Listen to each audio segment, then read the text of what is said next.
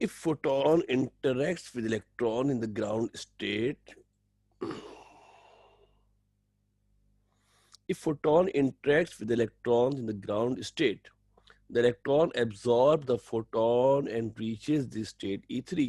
क्या होता है बेटा कि जब आपके पास ग्राउंड स्टेट में फोटोन मौजूद है, जब ये फोटोन इंटरेक्ट, जब ये फोटोन इन इलेक्ट्रॉनों के साथ, किन इलेक्ट्रॉनों के साथ, वो इलेक्ट्रॉन जो ग्राउंड स्टेट पे मौजूद है, जब उनसे टकराते हैं तो ये इलेक्ट्रॉन माइग्रेट करके हायर स्टेट E3 में चले जाते हैं।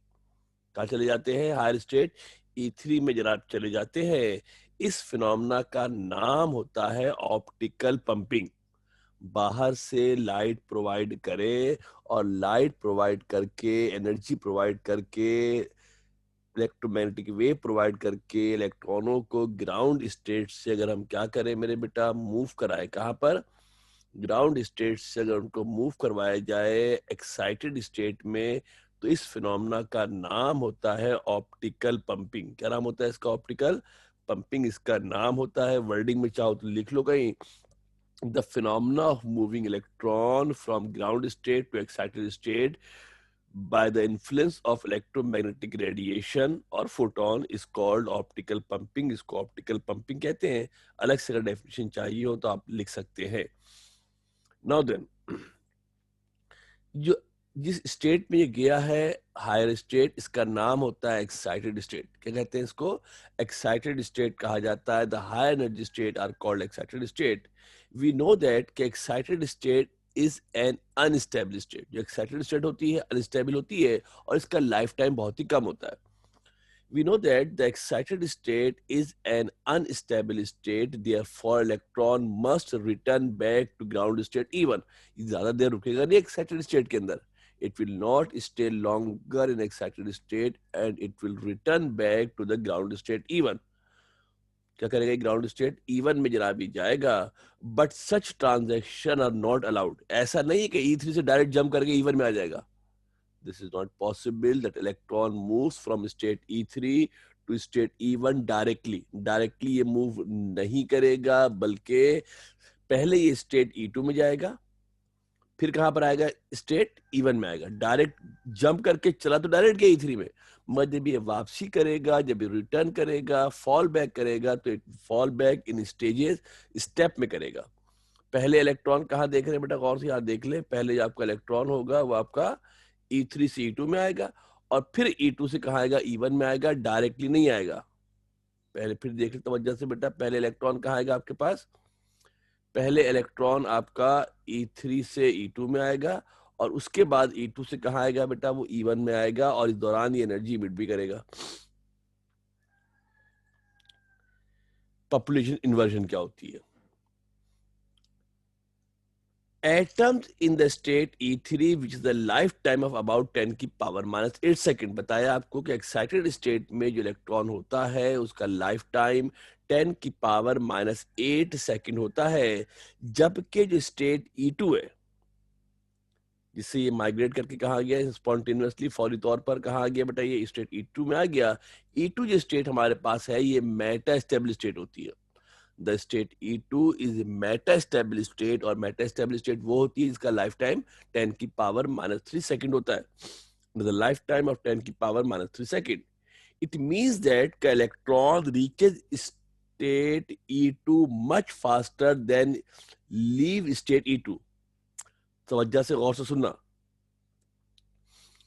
स्टेट E3 का लाइफ टाइम कम है, यहां से इलेक्ट्रॉन फौरी तौर पर मेटा स्टेबल स्टेट के अंदर आ जाएगा, मगर मेटा स्टेबल स्टेट का लाइफ टाइम ज्यादा है। मेटा स्टेबल स्टेट का लाइफ टाइम ज्यादा है, इसका मतलब है कि यहाँ स्टे ज्यादा करेगा। स्टेट E3 से E2 में इलेक्ट्रॉन आ तो रहे, सुनना गौर से तवज्जो देखिए, स्टेट E3 से E2 में इलेक्ट्रॉन आ तो रहे तेजी के साथ, इलेक्ट्रॉन तेजी के साथ माइग्रेट करके E3 से E2 में आ रहे हैं, इसलिए उसका लाइफ टाइम कम है। मगर स्टेट E3 को छोड़कर, स्टेट E2 को छोड़कर E1 में नहीं जाएंगे, क्योंकि इसका लाइफ टाइम क्या है? ज्यादा है। इसका लाइफ टाइम क्या है? ज्यादा है। 10 की पावर -5 का फर्क है, यानी यहाँ आने वाले इलेक्ट्रॉन ज्यादा है स्टेट E2 में, स्टेट E2 में आने वाले इलेक्ट्रॉन ज्यादा है, जाने वाले इलेक्ट्रॉन कम है। जाने वाला इलेक्ट्रॉन कम है, जिसकी वजह से क्या होगा कि मेटा स्टेबल स्टेट में इलेक्ट्रॉनों की बड़ी तादाद जमा हो जाएगी। मेटा स्टेबल स्टेट में क्या हो जाएगा, इलेक्ट्रॉनों की बड़ी तादाद हमारे पास मेटा स्टेबल स्टेट में, अगर हम गौर से देखें तो मेटा स्टेबल स्टेट में इलेक्ट्रॉनों की बड़ी तादाद हमारे पास जो जमा हो जाएगी। इलेक्ट्रॉनों का मेटा स्टेबल स्टेट में बड़ी तादाद में जमा हो जाना पॉपुलेशन इन्वर्जन कहलाता है। क्या कहते हैं उसको? Population. The increase in the number of metastable state, the decrease in the number of electrons in the metastable state is called population inversion. इस phenomena को population inversion कहते हैं।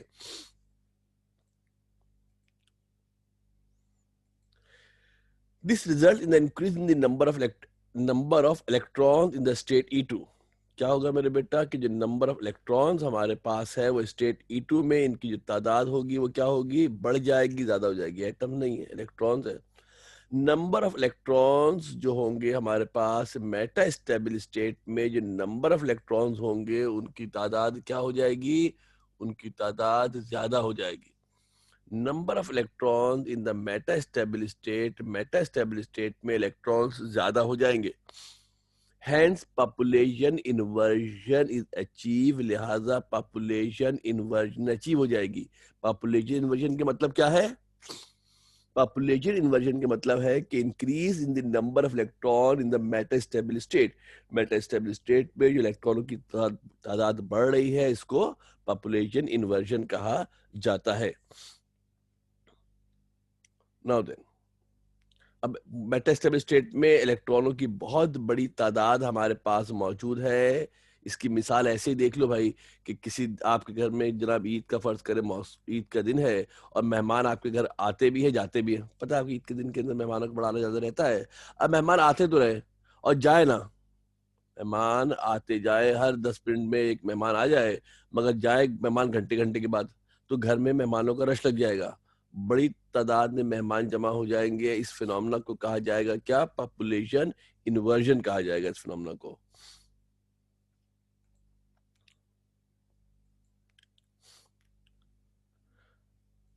और इलेक्ट्रॉन यहां से आहिस्ता आहिस्ता नीचे आएंगे। स्टिमुलेटेड इमिशन क्या होती है? Now then will move to the stimulate emission. क्या होती है? स्टिमुलेट के मतलब होता है किसी चीज को मजबूर करना। क्या करना है? इसको मजबूर करना, या उसको कैसी कंडीशन प्रोवाइड करना कि कोई फिनोमेना हमारा एग्जिस्ट करे। आफ्टर अचीविंग पॉपुलेशन इन्वर्जन, जब पॉपुलेशन इन्वर्जन अचीव हो जाती है, it is expose to a beam of photon. जब पॉपुलेशन इन्वर्जन अचीव हो जाती है तो हम क्या करते हैं कि लेजर के मटेरियल के अंदर कुछ लाइट डाली जाती है। Expose to beam of photon, electromagnetic wave इसके अंदर दाखिल की जाती है। A photon of energy H nu, जो बराबर होगा किसके? E2 माइनस E1 के। किसके बराबर होगा मेरे बेटा? E2 माइनस E1 एनर्जी के डिफरेंस के बराबर। E2 किसकी एनर्जी है? मेटास्टेबल स्टेट की है। E1 किसकी एनर्जी है? ग्राउंड स्टेट की एनर्जी है। एक फोटोन हम इसके अंदर दाखिल करते हैं, उस फोटोन की एनर्जी किसके बराबर होती है? E2 माइनस E1 के बराबर होती है। किसके बराबर होती है मेरे बेटा? E2 माइनस E1 के डिफरेंस के बराबर एनर्जी हम इस पे दाखिल कर देते हैं। The incident photon increases the probability that electron will return to ground state. जब इंसिडेंट फोटोन जाकर टकराता है मेटा स्टेबल स्टेट के इलेक्ट्रॉन से, जब इंसिडेंट फोटोन जाकर टकराता है किससे मेरे बेटा? मेटा स्टेबल स्टेट के इलेक्ट्रॉन से टकराता है, तो उसके नतीजे में क्या होता है मेरे बेटा? उसके नतीजे में मेटा स्टेबल स्टेट का इलेक्ट्रॉन माइग्रेट करके कहाँ आ जाता है? ग्राउंड स्टेट में आ जाता है। मेटा स्टेबल स्टेट का जो इलेक्ट्रॉन होगा वो क्या करेगा? ग्राउंड स्टेट में हमारे पास आ जाएगा। और जब किसी एक स्टेट से दूसरे स्टेट में आता है तो पता है कि एनर्जी इमिट करेगा, और वो एनर्जी किसके बराबर होगी? दोनों स्टेट की एनर्जी डिफरेंस के बराबर होगी। Energy state E1 by emitting second photon, क्या करेगा बेटा? आपके पास एक फोटोन ये और इमिट करेगा। जब इलेक्ट्रॉन किसी हायर स्टेट से लोअर स्टेट में आता है तो क्या करता है मेरे बेटा? आपके पास वो एनर्जी क्या करता है आपके पास, वो एनर्जी इमिट करता है। वो एनर्जी आपके पास जनाब क्या करता है, वो इमिट करता है, फोटोन की सूरत में एनर्जी इमिट करता है। उसकी एनर्जी किसके बराबर होगी, E2 माइनस E1 के बराबर होगी। यानी क्या देखा आपने, एक फोटोन मैंने बाहर से दाखिल किया, एक फोटोन मैंने बाहर से दाखिल किया, उस फोटोन ने क्या किया, मेटा स्टेबल स्टेट के इलेक्ट्रॉन को मूव कराया, कहाँ पर, ग्राउंड स्टेट में, और उसके नतीजे में एक फोटोन और पैदा हो गया, यानी एक फोटोन से दो फोटोन हो गए। एक फोटोन से हमारे पास क्या हो गया मेरे बेटा, एक फोटोन से हमारे पास दो फोटोन हमारे पास प्रोड्यूस हो गए हैं, दो फोटोन पैदा हो गए। और जो फोटोन पैदा होगा उसकी एनर्जी दोनों एनर्जी डिफरेंस के बराबर होगी। अगर गौर से इस डायग्राम को दोबारा देखने की कोशिश कीजिएगा, ये वो डायग्राम है जो बेसिकली आपने बनानी है। इस डायग्राम को जरा आप समझ ले। ये मेरे बेटे ग्राउंड स्टेट था, पहले हमने क्या किया, इलेक्ट्रॉन को ग्राउंड स्टेट से माइग्रेट करा के ऊपर ले गए। शॉर्ट लिव्ड स्टेट है जिसका लाइफ टाइम कम है। इलेक्ट्रॉनों का ग्राउंड स्टेट से हायर स्टेट में जाना कहलाएगा ऑप्टिकल पंपिंग। यहाँ पर ज्यादा देर ये स्टे नहीं करेगा, बल्कि क्या करेगा, ये रिटर्न करेगा, बैक वापस आएगा। वापस जिस स्टेट में आएगा उसका नाम होगा मेटा स्टेबल स्टेट। क्या नाम होगा इसका मेरे बेटा, मेटा स्टेबल स्टेट होगा, जिसका लाइफ टाइम ज्यादा है। और मेटा स्टेबल स्टेट में इलेक्ट्रॉनों की बड़ी तादाद जमा हो जाएगी, जिसको कहा जाएगा पॉपुलेशन इन्वर्जन। ऐसे में अगर हम क्या करते हैं मेरे बेटा, बाहर से एक फोटोन दाखिल करते हैं, ऐसे में अगर एक फोटोन बाहर से दाखिल किया जाए, इसके अंदर एक फोटोन अगर हम बाहर से दाखिल करते हैं जो टकराता है मेटा स्टेबल स्टेट से, तो इसके नतीजे में क्या होता है मेरे बेटा, इसके नतीजे में क्या होता है कि मेटा स्टेबल स्टेट का इलेक्ट्रॉन कहाँ आ जाता है, ग्राउंड स्टेट में आ जाता है। कहाँ जाता है बेटा, ग्राउंड स्टेट में आ जाता है। और एक फोटोन यहाँ से और पैदा होता है, यानी एक फोटोन मैंने दाखिल किया था, एक फोटोन इलेक्ट्रॉनों के, एक फोटोन मैंने दाखिल किया था, एक फोटोन इलेक्ट्रॉन के मेटा स्टेबल स्टेट से ग्राउंड स्टेट में आने की वजह से पैदा हुआ है। गौर से देखो तो कितने फोटोन हो गए मेरे बेटा, एक पहले से था, एक और आया, तो ये हो गए दो फोटोन। या आपके पास कितने हो गए, दो फोटोन हमारे पास हो गए हैं। इन फोटोन को हम घुमाकर दोबारा क्या करते हैं, मेटा स्टेबल स्टेट के इलेक्ट्रॉन से टकराते हैं। ये फोटोन जाते हैं और दोबारा मेटा स्टेबल स्टेट के इलेक्ट्रॉन से टकराते हैं, और लिहाजा मजीद हमारे पास क्या होगा, फोटोन, मजीद इलेक्ट्रॉन जो हमारे पास होंगे वो मेटा स्टेबल स्टेट से कहाँ जाएंगे, ग्राउंड स्टेट में आएंगे, and they will generate more photon. और क्या करेंगे, वो मजीद फोटोन हमारे पास जो वो प्रोड्यूस करेंगे, मजीद फोटोन हमारे पास वो पैदा करेंगे,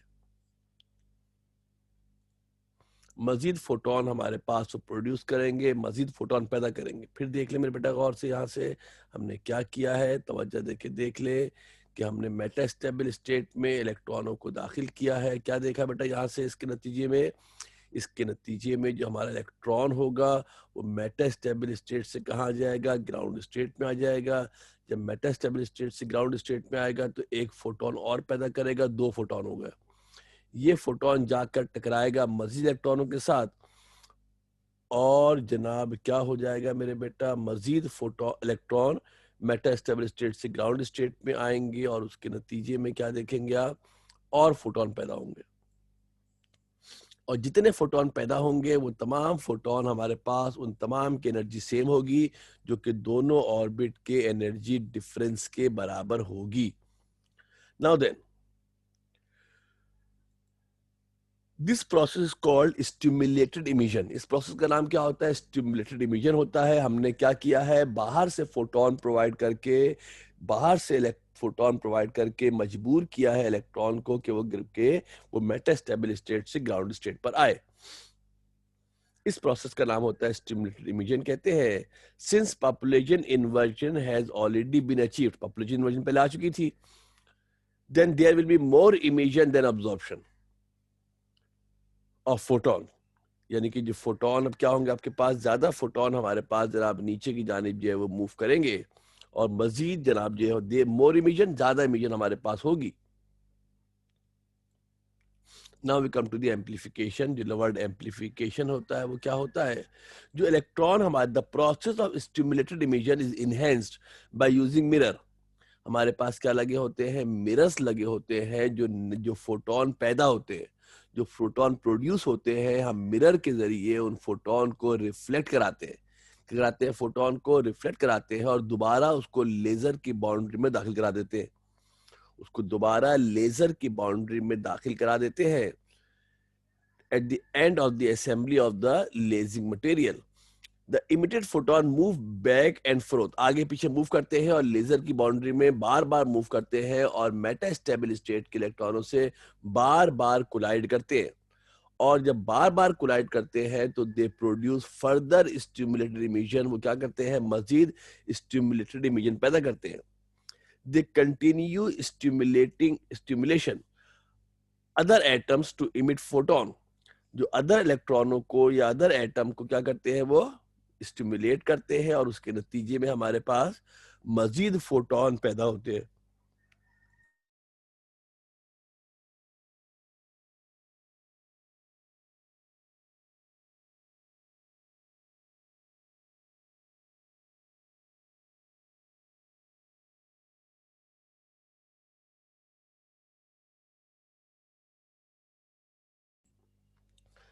They continue stimulating other atoms to emit photon and number of photons are multiplied. ये फोटोन जो पैदा होते हैं ये बार बार लेजर की बाउंड्री के अंदर मूव करते हैं.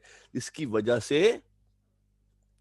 वजह से फोटोनों की तादाद हमारे पास क्या होती है, बढ़ती चली जाती है, मल्टीप्लाई हो जाती है, 1 से 2, 2 से 4, 4 से 8 and so on. This phenomena is called amplification. पहले एक फोटोन आया, इस एक फोटोन ने इलेक्ट्रॉन को ग्राउंड स्टेट से क्या किया मेरे बेटा, तवज्जो देखिए, अगर आप गौर से देख ले, डायग्राम इनहेंस कर देते हैं.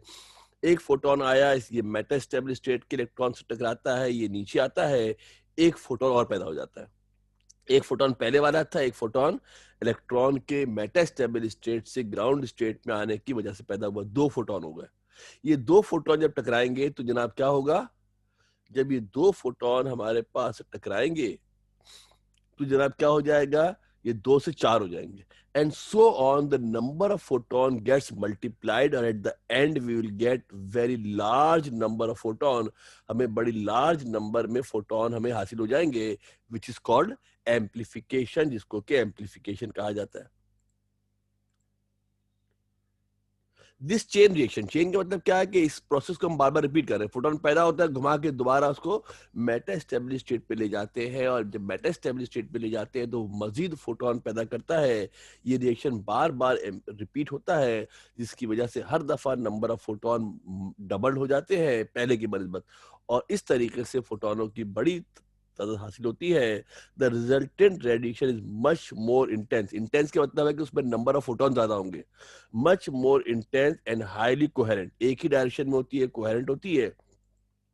दस लेजर इज अचीव्ड, इस तरीके से हमें लेजर हासिल हो जाता है. इस तरीके से वी ऑब्टेन लेजर, हमें जनाब लेजर की बीम हासिल होती है. जो आखिर में फोटोन निकल रहे होते हैं, यहाँ अगर आप गौर से देखो मेरे बेटा कि जो एट द एंड जो हमारे पास फोटोन निकल रहे होते हैं, बड़ी तादाद में फोटोन, हम छोटी सी लाइट दाखिल करते हैं और आखिर में जो हमें लाइट लेजर के जरिए निकलती है उस पर फोटोनों की बहुत बड़ी तादाद होती है. इसका मतलब है कि लाइट हमारे पास एम्पलीफाई हो जाती है, उसमें इलेक्ट्रॉनों की तादाद हमारे पास बढ़ जाती है. This is called laser. ये आपका लेजर का प्रिंसिपल होता है. इसकी एप्लीकेशन भी होती है, इस एग्जाम्पल भी होती है, जिसमें हमारे पास एक रूबी लेजर नामी एग्जाम्पल हमारे पास जो है वो मौजूद है. इसी लेजर के हवाले से अगर हम बात करते हैं तो हमारे पास इसकी एग्जाम्पल हमारे पास मौजूद है, जिसका नाम है रूबी लेजर. क्या है मेरे बेटा, रूबी लेजर है. ऑल्दो अगर हम रेडियस कोर्स के हवाले से बात करते हैं तो ये टॉपिक आपके रेडियस कोर्स के हवाले से करंटली शामिल नहीं है. सुन ले, बड़ी मामूली सी बात है, कुछ ज्यादा टाइम लगेगा नहीं. कंस्ट्रक्शन की बात करते हैं. Ruby laser consist of a ruby rod. एक रूबी एक क्रिस्टल होता है. रूबी हमारे पास एक क्रिस्टल होता है, एल्युमिनियम ऑक्साइड होता है, जिसके अंदर क्रोमियम के आयन हमारे पास मिले होते हैं. A ruby laser consists of a rod of ruby crystal surrounded by flashlight, जिसकी चारों तरफ क्या लगी होती है, लाइट लगी होती है. Flashlight tube, one end of the ruby rod is highly silvered. एक एंड जो होता है वो बहुत हाईली सिल्वर्ड होता है. And the other and is semi transparent, और जो दूसरी एंड होता है वो हमारे पास सेमी ट्रांसपेरेंट हमारे पास होता है. जो दूसरा एंड हमारे पास होता है वो सेमी ट्रांसपेरेंट होता है। यहाँ से आप देखेंगे इस तरीके से हमारे पास इसकी डायग्राम है। ज़रा समझने की आप कोशिश करेंगे तो ज़रा मामला आसान हो जाएगा।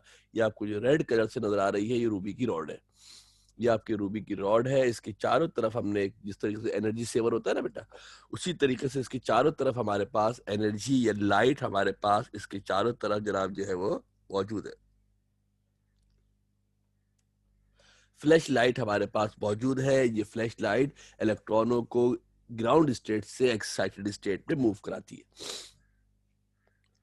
एक एंड इसका क्या होता है, टोटली रिफ्लेक्टिंग मिरर होता है जो 99% तक होता है। दूसरा आपका पार्शली रिफ्लेक्टिंग होता है। कितना होता है, पार्शली रिफ्लेक्टिंग मिरर हमारे पास जनाब जो वो होता है। ये फ्लैश लाइट होती है जो ऑप्टिकल पंपिंग के लिए इस्तेमाल की जाती है। जब लाइट जलाते हैं तो ये लाइट क्या करती है, ग्राउंड स्टेट के इलेक्ट्रॉनों को मूव करा देती है, किसके अंदर, एक्साइटेड स्टेट में मूव कराती है, जैसा कि हमने आपको लेजर ऑपरेशन के अंदर बताया था।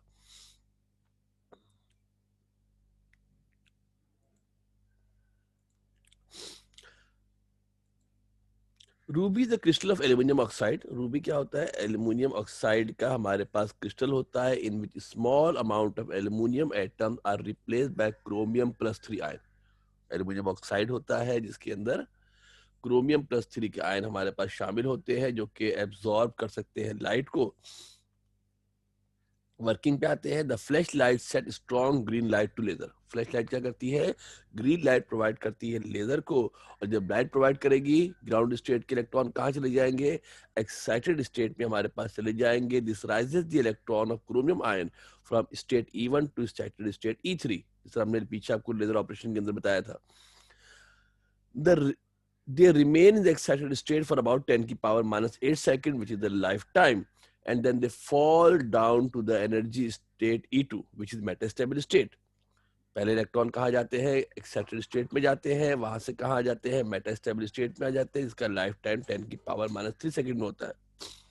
अगर N1 इलेक्ट्रॉन, सुनना बेटा गौर से, अगर N1 इलेक्ट्रॉन हमारे पास मेरे बेटा मूव कर रहे हैं एनर्जी स्टेट E1 से E3 में, तो यही N1 इलेक्ट्रॉन E3 से दोबारा कहाँ जाएंगे, E2 में आ जाएंगे। जितने इलेक्ट्रॉन एक्साइटेड स्टेट में जाएंगे वो फौरन 10 की पावर माइनस 8 सेकेंड में रिटर्न बैक कर जाएंगे, कहाँ पर, स्टेट E2 के अंदर पहुंच जाएंगे।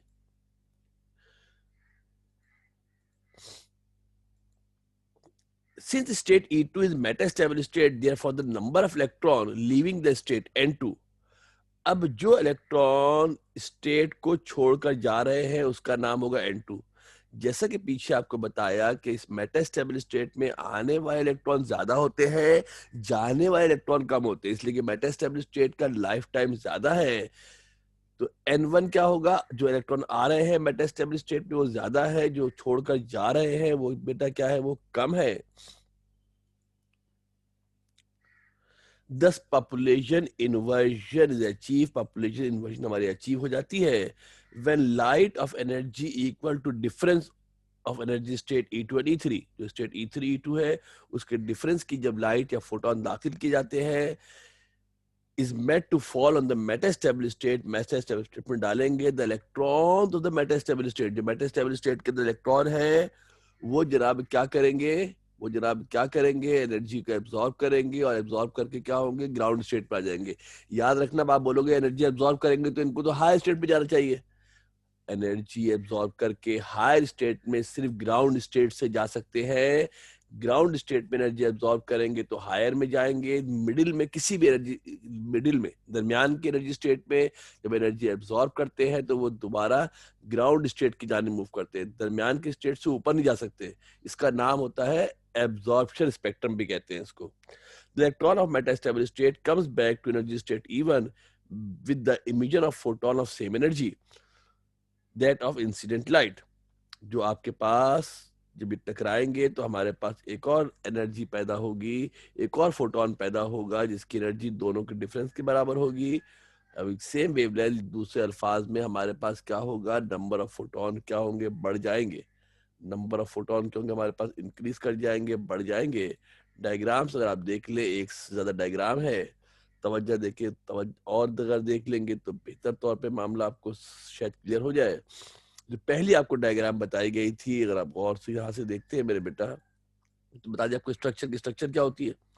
अब जरा इसकी वर्किंग को देख लेते हैं। ये भी एक और डायग्राम है। ये बीच में रूबी के लेजर है, रूबी क्रिस्टल है, ये फ्लैश लाइट है जो क्या कर रही है, इसको इलेक्ट्रॉनों को ग्राउंड स्टेट से ऑप्टिकल पंपिंग कर रही है, ग्राउंड स्टेट से एक्साइटेड स्टेट में लेके जा रही है। यहाँ जरा तवज्जो से आप देख लेते हैं, ये आपका रिफ्लेक्टिंग मिरर है। जो फोटोन पैदा होते हैं, इन फोटोन को बार बार लेजर की बाउंड्री के अंदर रखा जाता है, लेजिंग मटेरियल के अंदर रखा जाता है, ताकि वो बार बार मल्टीपल रिफ्लेक्शन करें।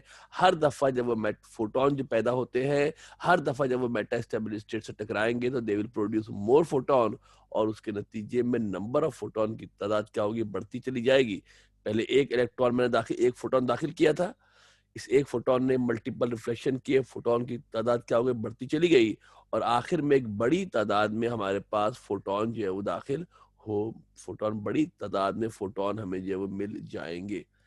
ठीक है जनाब, ये दिस एक और देख ले, जो हम देखते हैं, जो आप बच्चे वगैरह खेलते हैं तो स्ट्रक्चर क्या होती है कि यहाँ से आपको लेजिंग बीम जो हासिल हो रही होती है। डिफरेंट मल्टीपल डायग्राम है। ये डायग्राम जो पहली वाली है, ये आप बेसिकली बना सकते हैं। ये जो ग्राफ बनाने की जरूरत नहीं है, ये डायग्राम हम बना सकते हैं।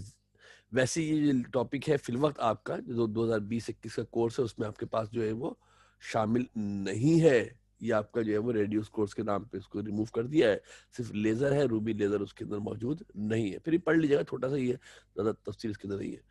तो इसको जरा देख लीजिएगा, रीड कर लीजिएगा, पढ़ लीजिएगा। कोई इशू हो, कोई सवाल हो तो आप जनाब बिल्कुल व्हाट्सएप के जरिए या इस वीडियो में कमेंट के जरिए भी आप सवाल जनाब कर सकते हैं। जवाब देने की जनाब कोशिश करेंगे। वी होप कि थोड़ा बहुत आपको समझ में आया होगा, और फर्दर इंशाल्लाह नेक्स्ट वीडियो के साथ फिर नेक्स्ट टाइम दोबारा इंशाल्लाह हाजिर होंगे। अपना ख्याल रखिएगा, घर वालों का ख्याल रखिएगा।